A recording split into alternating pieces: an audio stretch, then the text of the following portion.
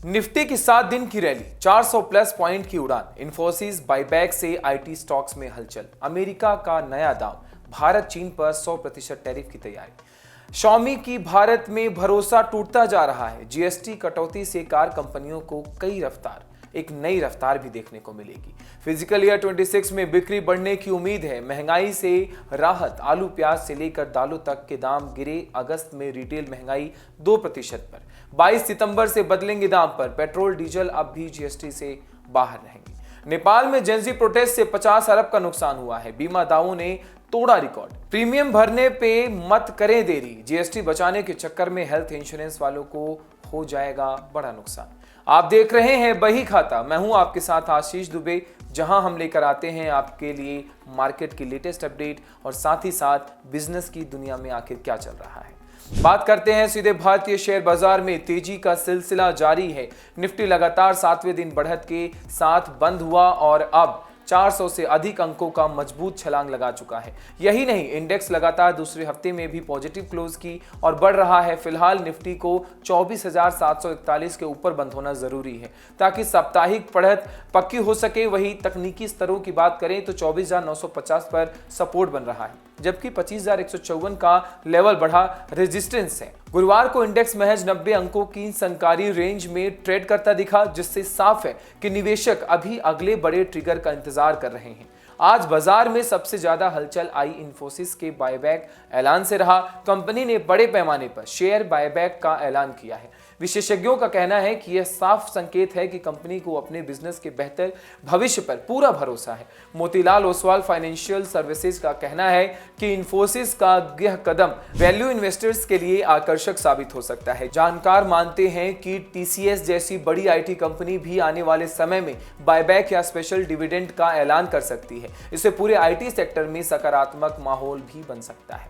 इधर डाबर इंडिया के सीईओ मोहित मल्होत्रा ने जीएसटी रिफॉर्म्स पर कहा कि ये बदलाव उम्मीद से पहले आए हैं और इससे शहरी खपत और निवेश में तेजी आएगी। उनका मानना है कि उपभोक्ता खर्च बढ़ेगा और कंपनियों को मांग का बड़ा फायदा मिलने वाला है। ऑटो सेक्टर्स पर नजर डालें तो सिटी ग्रुप ने भारतीय पीवी यानी पैसेंजर व्हीकल कंपनियों को लेकर आशावादी रुख दिखाया है। सिटी के मारुति का टारगेट प्राइस 17,500 तक बढ़ा और महिंद्रा का 4,170 और हुंडई का 2,900 तय किया गया। उनका कहना है कि GST rate cut, tax revision और कम ब्याज दरों का असर आने वाले महीनों में देखने को मिल सकता है। गोल्ड और ज्वेलरी स्पेस पर कोटक इंस्टीट्यूशनल इक्विटीज ने टाइटन को लेकर रिपोर्ट जारी की है। उनका टारगेट प्राइस 3,575 तय किया गया है और उन्होंने गोल्ड प्राइस में बढ़ोतरी की कंपनी को लेकर एक सबसे बड़ा रिस्क बताया है। इसके अलावा पारस डिफेंस एंड स्पेस टेक्नोलॉजीज ने रक्षा मंत्रालय से 26.6 करोड़ का ऑर्डर हासिल किया है। यह स्टॉक आज फोकस में रहेगा। मुद्रा बाजार की बात करें तो रुपया आज 88.29 प्रति डॉलर पर खुला, जो पिछले बंद 88.44 से थोड़ा मजबूत रहेगा। उधर बीएसई के शेयरों में दबाव बना हुआ है। कल 5% की गिरावट दर्ज की गई, जिसकी वजह से आज भी निवेशकों की नजर इसी पर टिकी रहेगी। दरअसल रिपोर्ट्स के मुताबिक सेबी साप्ताहिक एक्सपायरी को घटाकर मासिक एक्सपायरी करने पर विचार कर रहा है, जिससे ट्रेडिंग वॉल्यूम और असर पड़ सकता है। वैश्विक संकेत की बात करें तो अमेरिका का नेस्डेक इंडेक्स रिकॉर्ड हाई पर बंद हुआ, जिससे भारतीय बाजारों को भी सपोर्ट मिलने वाला है। वहीं भारत अमेरिका ट्रेड टॉक्स को लेकर भी सामने सकारात्मक संकेत मिल रहे हैं। हालांकि अभी तक कोई ठोस ऐलान सामने बिल्कुल नहीं आया है। कुल मिलाकर शेयर बाजार में तेजी का माहौल है। अब सबकी नजर निफ्टी के 25,154 के लेवल पर है। क्या ये रैली यहां से और ऊपर जाएगी या फिर निवेशक मुनाफेदार वसूली कर पाएंगे? अब बात करते हैं शॉमी। भारत से भरोसा क्यों टूटता जा रहा है शॉमी का? भारत कभी अपनी सबसे बड़ी विकास वाली मार्केट मानने वाली शॉमी अब धीरे धीरे यहां से दूरी बना रही है। कंपनी के हालात अब अंदाजी इसी से लगाए जा सकते हैं कि 2018 में जहां भारत उसकी कुल आय का 45% हिस्सा देता था, वहीं 2025 तक यह योगदान इतना घट गया है कि वह टॉप 5 बाजारों में भी नहीं गिना जाता। मुख्य कारण है लगातार कम होती बिक्री, सरकारी एजेंसियों की जांच और बाजार में कड़ी प्रतिस्पर्धा। 2022 के बाद से शॉमी की शिपमेंट लगातार गिर रही है। आईडीसी के आंकड़ों के मुताबिक 2025 की दूसरी तिमाही में कंपनी की शिपमेंट 23.5% घट गई। इस दौरान ओप्पो और वीवो जैसी कंपनियां प्रीमियम सेगमेंट में मजबूत हुई और शॉमी पिछड़ गई। दिक्कत सिर्फ बिक्री तक सीमित नहीं है। Directorate of revenue intelligence, income tax और ईडी की जांचों ने कंपनी पर दबाव और बढ़ा दिया। 4,700 करोड़ से ज्यादा की रकम सरकारी एजेंसियों द्वारा फ्रीज हो गई। इससे निवेशक भी डर रहे हैं और कंपनी भारत में नया पैसा लगाने से हिचक रही है। उधर Xiaomi की प्रोडक्ट रणनीति भी भारत में असफल रही है। फोल्डेबल फोन, वॉशिंग मशीन और एसी जैसे प्रोडक्ट्स की लॉन्चिंग लगातार टलती रही, जबकि भारतीय ग्राहकों को लोकल जरूरतों के हिसाब से बने प्रोडक्ट चाहिए थे। Xiaomi ने ज्यादा ध्यान ग्लोबल मॉडल्स पर रखा था। साथ ही मार्केटिंग और R&D में निवेश घटाने से भी कंपनी का कनेक्शन भारतीय ग्राहकों से कमजोर होता चला गया। आज हालात ऐसे हो गए हैं, Xiaomi भारत में प्रीमियम सेगमेंट में टिक नहीं पा रहा और लो कॉस्टिंग स्मार्टफोन में भी दबाव झेल रही है। उद्योग विशेषज्ञों का कहना है कि जब तक कंपनी अपना भरोसा फिर से जीतती नहीं, स्थानीय स्तर पर निवेश नहीं करती, तब तक भारत में उसकी वापसी बिल्कुल मुश्किल है। अब बात करते हैं का नया दांव। भारत चीन पर 100% टैरिफ की तैयारी कर रहा है। अमेरिका ने रूस पर आर्थिक दबाव बढ़ाने के लिए एक बड़ा कदम उठाने की तैयारी कर ली है। राष्ट्रपति डोनाल्ड ट्रंप चाहते हैं कि G7 देश भारत और चीन से आने वाले रूसी तेल पर 50 से 100% तक का भारी टैरिफ लगाया जाए। अमेरिकी अधिकारियों का कहना है कि भारत और चीन द्वारा खरीदा जा रहा रूसी तेल रूस की युद्ध मशीन को जिंदा रखे हुए है और यही यूक्रेन युद्ध को लंबा खींच रहा है। ट्रंप का दावा है कि अगर युद्ध खत्म हो जाता है तो यह टैरिफ हटा दिए जाएंगे। इसी मुद्दे पर शुक्रवार को G7 देशों के वित्त मंत्री वीडियो कॉल के जरिए बैठक करने वाले हैं। ट्रंप ने इससे पहले यूरोपीय संघ में अपील की थी कि वे भारत और चीन पर 100% तक का टैरिफ लगाएं ताकि रूसी राष्ट्रपति व्लादिमीर पुतिन पर आर्थिक दबाव डाला जा सके। हालांकि यूरोपीय संघ इस कदम से सहमति नहीं है। ब्रेसलर का मानना है कि इतने बड़े व्यापारिक साझेदारी पर भारी टैरिफ लगाने से वैश्विक अर्थव्यवस्था को बड़ा झटका लग सकता है और चीन भारत भी इसके खिलाफ बड़े कदम उठा सकते हैं। इसलिए EU देश फिलहाल नए विकल्पों पर विचार कर रहे हैं, जिनमें 2027 तक रूसी ऊर्जा पर निर्भरता खत्म करना और अन्य तरह के कड़े प्रतिबंध शामिल हैं। अमेरिका का कहना है कि यह उसकी पीस एंड प्रॉस्पेरिटी एडमिनिस्ट्रेशन का हिस्सा है, जिसके तहत रूस को शांति वार्ता की मेज पर लाने की कोशिश की जा रही है। वहीं कनाडा, जो इस समय G7 की अध्यक्षता कर रहा है, ने भी इस बैठक की पुष्टि करते हुए कहा कि रूस की युद्ध क्षमता को कमजोर करने के लिए आगे के कदम उठाए जा सकते हैं। भारत और चीन दोनों ही देश लंबे समय से रूस से सस्ता तेल खरीदकर अपनी ऊर्जा जरूरतें पूरी कर रहे हैं। ऐसे में अगर अमेरिका और उसके सहयोगी देश इन पर टैरिफ लगा देते हैं तो इसका असर केवल रूस पर ही नहीं बल्कि वैश्विक बाजारों और आम लोगों पर भी पड़ सकता है। अब देखना यह होगा G7 देश इस प्रस्ताव पर क्या निर्णय लेते हैं। क्या वास्तव में भारत चीन का इसके सामने कोई खास असर पड़ेगा या नहीं। बात करते हैं GST कटौती से कार कंपनियों को नई रफ्तार मिलने वाली है। फिजिकल ईयर 26 में बिक्री बढ़ने की पूरी उम्मीद जताई जा रही है। भारतीय ऑटोमोबाइल इंडस्ट्री में एक नई हलचल देखने को मिल रही है। GST काउंसिल द्वारा हाल ही में वाहनों पर टैक्स घटाने के फैसले के बाद कार कंपनियों ने अपने बिक्री लक्ष्य बढ़ा दिए हैं। मारुति सुजुकी, हुंडई और महिंद्रा जैसी कंपनी अब मान रही है कि इस वित्त वर्ष में उनकी बिक्री 5 से 7% तक बढ़ सकती है, जबकि पहले यह अनुमान केवल 1 से 2% तक का था। छोटे कारों पर GST घटाकर 18% कर दिया गया है, जो पहले 29 से 31% था। वहीं बड़ी गाड़ियों और लग्जरी कारों पर अब 40% टैक्स लगेगा, जबकि पहले 43 से 50% तक का टैक्स देना पड़ता था। इससे सीधे तौर पर गाड़ियों की कीमतें घटी और ग्राहकों की दिलचस्पी फिर से बढ़ने लगी है। मारुति सुजुकी का कहना है कि पिछले एक हफ्ते में ही ग्राहकों को पूछताछ में 15% तक की बढ़ोतरी हुई है। कंपनी के अधिकार का मानना है कि छोटे कारों की बिक्री में लगभग 10% तक का उछाल आ सकता है। आयकर में राहत और ब्याज दरें और GST कटौती इस वृद्धि को और मजबूत बनाएंगी। हुंडई मोटर्स इंडिया के COO तरुण गर्ग ने कहा कि हाल के दिनों में बुकिंग की गति अचानक तेज हो गई है। उनका अनुमान है कि जहां अब तक बाजार 2% गिरावट दिखा रहा था, वहीं अब दूसरी तिमाही में 5% तक की बढ़ोतरी संभव है। महिंद्रा एंड महिंद्रा का कहना है कि GST कटौती से अब 10 लाख रुपए के बजट वाले ग्राहक भी बेहतर SUV मॉडल खरीद पाएंगे। कंपनियों को कुछ वेरिएंट्स में बुकिंग का अच्छा उछाल देखने को मिल रहा है।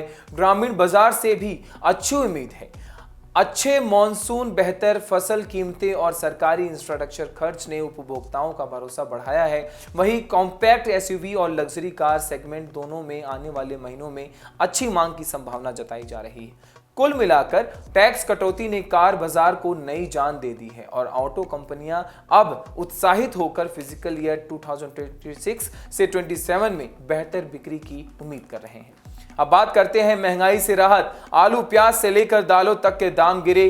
अगस्त में रिटेल महंगाई 2% पर होगी। देश की महंगाई के मोर्चे पर आम जनता को लगातार राहत मिल रही है। बैंक ऑफ बड़ौदा की रिपोर्ट के मुताबिक बीते 4 महीनों से जरूरी खाद्य पदार्थों के दाम घट रहे हैं। आलू प्याज से लेकर दालों तक की कीमतों में 45% तक की गिरावट दर्ज की गई है। अगस्त में भी इनकी कीमतें औसतन 1% कम हुई और रिटेल महंगाई दर घटकर लगभग 2% रहने की उम्मीद है। ताजा आंकड़ों के अनुसार 9 सितंबर तक प्याज 37.5% और आलू 31.5% सस्ते हुए हैं। दालों में भी राहत दिखी है। तुअर दाल 29% और उड़द दाल 8.9% एक सस्ती हुई है। मूंग दाल 5.2% और चावल 2.3% सस्ते हुए हैं। वहीं नमक की कीमत 4.1% गिरावट दर्ज की गई है। हालांकि सोया तेल 23.6% और टमाटर 4.8% महंगे हुए। आटे की कीमत भी 3.4% बढ़ चुकी है। विशेषज्ञों का मानना है कि बेहतर उत्पादन और आपूर्ति की वजह से सब्जियों और दालों के दाम घटते जा रहे हैं। साथ ही वैश्विक ऊर्जा कीमतों में कमी का असर भी घरेलू बाजार पर पड़ता है। रिपोर्ट्स के मुताबिक आवश्यक वस्तु सूचकांक ECI सालाना आधार पर घटकर 1% पर आ गया है। 22 सितंबर से लागू होने जा रहे नए GST स्लैब से भी महंगाई में और राहत मिलने की उम्मीद है। छोटे वाहनों और कुछ उपभोक्ता वस्तुओं पर टैक्स घटने से कोर इन्फ्लेशन 0.55 से 0.75 तक कम हो सकता है। कुल मिलाकर लगातार गिरते दाम और टैक्स कटौती से यह संकेत मिल रहा है कि आने वाले महीनों में उपभोक्ताओं को रोजमर्रा की जरूरी चीजें पहले से सस्ती मिलने वाली हैं। अब बात करते हैं आयुष्मान वाया वंदना कार्ड। अब बुजुर्गों का इलाज बिल्कुल मुफ्त, सरकार देगी 5 लाख का हेल्थ कवर। कैसे, मैं बताता हूं। बुजुर्गों की सबसे बड़ी चिंता इलाज का खर्च होता है, लेकिन अब केंद्र सरकार ने इसका हल निकाल लिया है।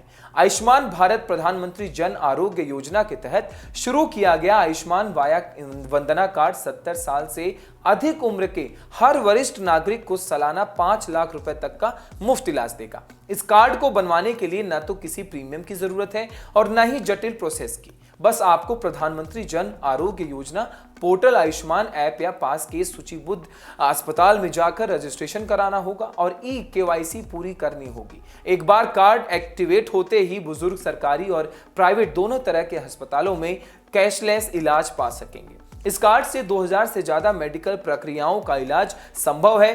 पहले दिन से ही पुरानी बीमारियों को भी कवर किया जाएगा। खास बात यह है कि अगर आपके पास पहले से कोई प्राइवेट हेल्थ इंश्योरेंस है तब भी आप इस योजना का लाभ ले सकते हैं। जहां प्राइवेट कंपनियां बुजुर्गों को बीमा देने से कतराती हैं या बहुत महंगा प्रीमियम लेती हैं, वहीं सरकार ने इसे बिल्कुल मुफ्त कर दिया है। यह योजना उस परिवार के लिए राहत की बात है जिनके घर में 70 से ऊपर के उम्र वाले माता पिता या बुजुर्ग हैं, क्योंकि अब इलाज के खर्च की टेंशन सरकार ने अपने कंधों पर ले ली है। बात करते हैं 22 सितंबर से बदलेंगे दाम पर। पेट्रोल डीजल अब भी GST स्लैब से बाहर रहेंगे। यह खबर आपके लिए है। GST रिफॉर्म का असर 22 सितंबर से देखने वाला है। रोजमर्रा की कई चीजें सस्ती हो रही हैं। गाड़ियां, टीवी, फ्रिज, बीमा और यहां तक कि रसोई का खर्च भी कुछ हल्का हो जाएगा। लेकिन जिस फैसले को सबको इंतजार था वो इस बार भी नहीं आया। पेट्रोल और डीजल को फिलहाल GST के दायरे में शामिल नहीं किया गया है। CBIC चेयरमैन संजय कुमार अग्रवाल ने साफ कहा है कि पेट्रोल डीजल पर फिलहाल केंद्र सरकार को उत्पाद शुल्क और राज्य सरकारों को वेट से भारी राजस्व मिलता है। ऐसे में इन्हें GST में लाना संभव नहीं है। उनका कहना है कि अगर इन्हें GST में लाया गया तो राज्यों की आय पर सीधा असर पड़ेगा। यही वजह है कि इस पर सहमति बनना मुश्किल है। वित्त मंत्री निर्मला सीतारमण ने भी पिछले हफ्ते साफ किया था कि कानूनी रूप से केंद्र सरकार तैयार है, लेकिन फैसला राज्यों को करना होगा। यानी अब तक सभी राज्य सहमत नहीं होते पेट्रोल डीजल पर GST लागू नहीं किया जा सकता। याद दिला दें कि जुलाई 2017 में जब GST लागू हुआ था तब से ही पेट्रोलियम पदार्थों और शराब को इसके दायरे में बाहर रखा गया था। नतीजा यह है कि आम लोगों के लिए पेट्रोल डीजल की कीमतें अभी भी टैक्स के पुराने ढांचे के तहत ही तय की जा रही है। यानी रोजमर्रा की नई चीजों पर भी GST रिफॉर्म से राहत मिलेगी, लेकिन पेट्रोल पंप और आपकी जेब पर सीधा असर फिलहाल नहीं पड़ने वाला इस GST स्लैब के बाद। बात करते हैं नेपाल में जेनजिस प्रोटेस्ट से 50 अरब का नुकसान जो हुआ है। बीमा दावों ने तोड़ा है पूरा रिकॉर्ड। नेपाल में जेन जी विरोध प्रदर्शन ने अभूतपूर्व तबाही मचाई है। अब तक अरबों रुपए की संपत्ति का नुकसान हो चुका है। बीमा कंपनियां 50 अरब रुपए से अधिक के दावों का आशंका जता रही हैं। नेपाल इंश्योरेंस एसोसिएशन का कहना है कि ये दावे 2015 के भूकंप से भी ज्यादा हो सकते हैं। सबसे ज्यादा नुकसान मंगलवार और बुधवार को हुआ, जब हिंसा नियंत्रण से बाहर हो गई। कई बड़े कॉरपोरेट और संस्थागत संपत्तियां बुरी तरह प्रभावित हुई। इनमें Hilton hotel, Bhat Bhateni supermarket, Ncell, CG electronics, global college और उल्लेस स्कूल जैसे नाम शामिल हैं। कारोबारी नेताओं और आम नागरिकों के घर भी तोड़े गए। भाट भटेनी सुपरमार्केट की कई शाखाएं पूरी तरह तबाह हो गई, जबकि चंद्रगिरी और मोलाकलिका केबल कार, जो उद्योगपति चंद्र प्रसाद ढकाल के स्वामित्व में है, बुरी तरह क्षतिग्रस्त कर दी गई। पूर्व एफएनसीसीआई अध्यक्ष शेखर गोलछा के घर भी हमला हुआ। विराटनगर और इटिहरी में वाहनों का भारी नुकसान दर्ज किया गया। वहीं 4 बड़े बैंकों की शाखाओं पर भी हमला हुआ है। नेपाल बैंकर्स एसोसिएशन ने कहा कि वे नेपाल राष्ट्र बैंक के साथ मिलकर देश भर में हुए नुकसान का आकलन कर रहे हैं। बीमा कंपनियों के मुताबिक अब तक जितना भी नुकसान हुआ है, सबोटाज और टेररिज्म जैसी पॉलिसी के तहत बहुत कम प्रीमियम जुटाया गया था, लेकिन इस स्तर की हिंसा से उद्योग और बैंकिंग क्षेत्र पर जबरदस्त वित्तीय दबाव आने वाला है। विशेषज्ञों का मानना है कि जेनजी प्रोटेस्ट का आर्थिक असर नेपाल के इतिहास की सबसे बड़ी आपदाओं में गिना जा सकता है। आपके काम की खबर, बात करते हैं प्रीमियम भरने से बिल्कुल देरी ना करें। जीएसटी बचाने के चक्कर में हेल्थ इंश्योरेंस वालों को हो जाएगा एक बड़ा नुकसान। स्वास्थ्य बीमा और जीवन बीमा धारकों के लिए सरकार ने एक बड़ा फैसला लिया है। 22 सितंबर 2025 से स्वास्थ्य और जीवन बीमा पॉलिसियों पर जीएसटी की दर को पूरी तरह से शून्य यानी जीरो कर दिया गया है। इसका मतलब यह हुआ कि अब तक प्रीमियम पर 18% तक का जीएसटी जो देना पड़ता था, वह पूरी तरह खत्म हो जाएगा। लेकिन ध्यान देने वाली बात यह है कि जिन पॉलिसी अधिकारों की रिन्यूअल डेट 31 सितंबर से पहले है, उन्हें इस छूट का फायदा नहीं मिलेगा। टैक्स बचाने के चक्कर में प्रीमियम भुगतान टालना आपके लिए घाटे का सौदा साबित हो सकता है। विशेषज्ञों का कहना है कि अगर आपकी पॉलिसी की रिन्यूअल डेट 22 सितंबर के बाद है, तो आपको नई दर का सीधा फायदा मिलेगा और प्रीमियम ऑटोमेटिक रूप से सस्ता हो जाएगा। वहीं अगर आपकी पॉलिसी 21 सितंबर से पहले रिन्यू होनी है, तो बेहतर होगा कि समय पर प्रीमियम भर दे, वरना देर करने पर आपके लिए नो क्लेम बोनस, छूट और कवरेज की निरंतरता जैसे फायदे भी खतरे में पड़ सकते हैं।